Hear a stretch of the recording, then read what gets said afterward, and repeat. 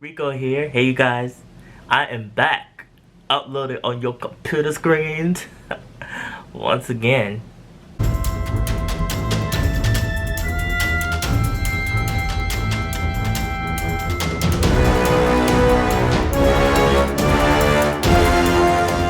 Spread positivity, like this video, if you want to, of course. Subscribe, just so you can see me talk about a whole range of topics. Yeah, that's it. On a serious note though, the Hwaseong murder cases are a series of murder cases that took place from 1986 to 1991. The murders consist of 10 women, all ranging in ages from teens to girls in college to elderly women. I believe the oldest woman was 71.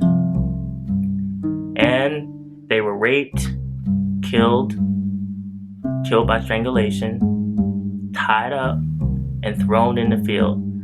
They call this the Hwaseong murder cases because most of the 10 murders, if not all of the 10 murders, took place in Hwaseong, a city in South Korea that is known for this vast, big area of farmlands.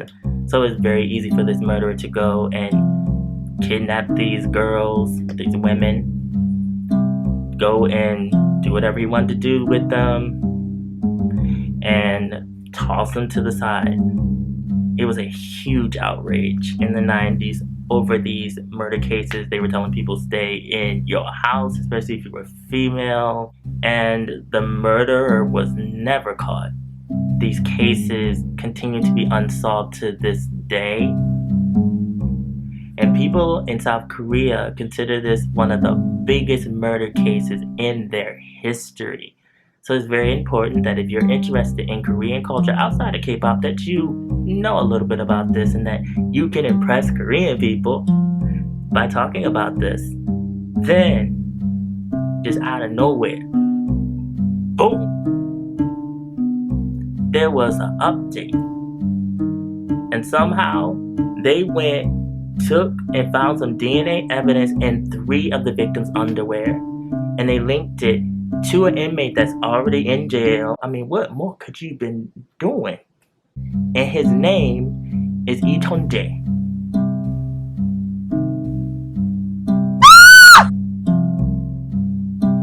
He already in jail for killing his sister-in-law, and now they blaming him for this because his DNA was in their underwear. He's saying he didn't do it, but overall it doesn't even matter, because the statutes of limitations went up.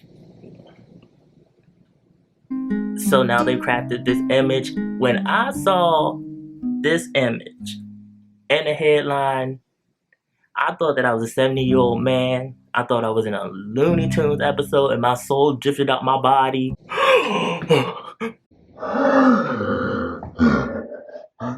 Because I was not expecting there to be any more updates.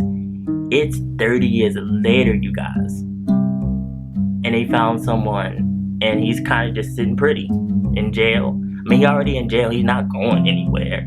But then it brings in this dread and goosebumps that maybe the Hwaseong murderer was more than one person. So it's like,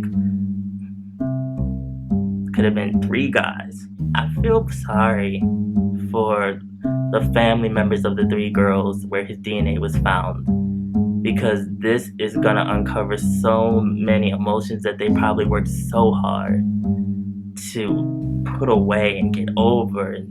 Maybe on the flip side, it's also a way of therapy again and like closure.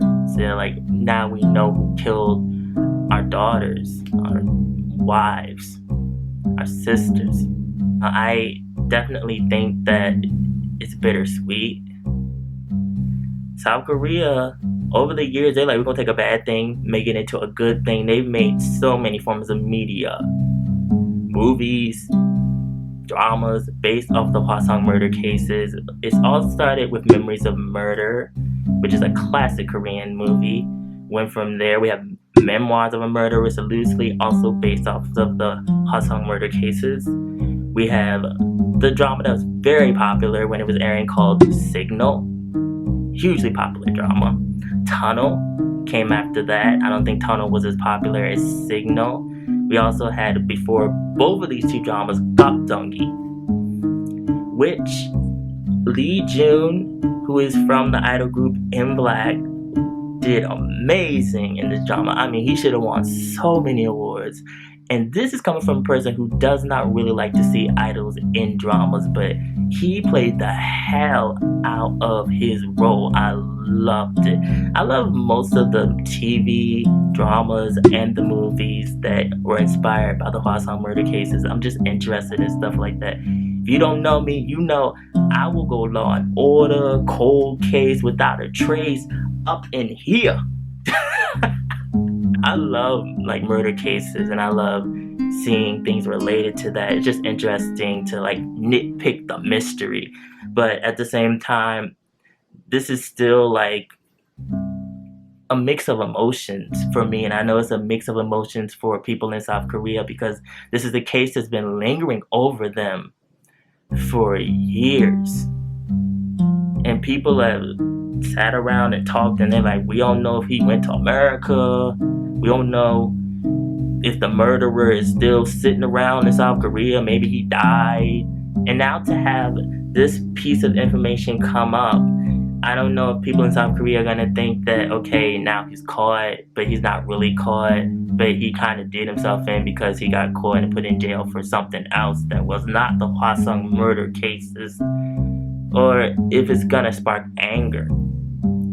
Because to be honest with you, I don't know how to feel about this. I really don't, because I wish that they could go against the statute of limitations and just leave no corner Korea untouched and just find whoever killed all these 10 girls. Because it does not make any sense that someone would do something like this to anybody's daughter, their wife, their loved one, and then go to bed at night like nothing is wrong. I just can't understand how someone could do this. And then they got away with it. So now there's all these questions looming in the air. Especially I have questions.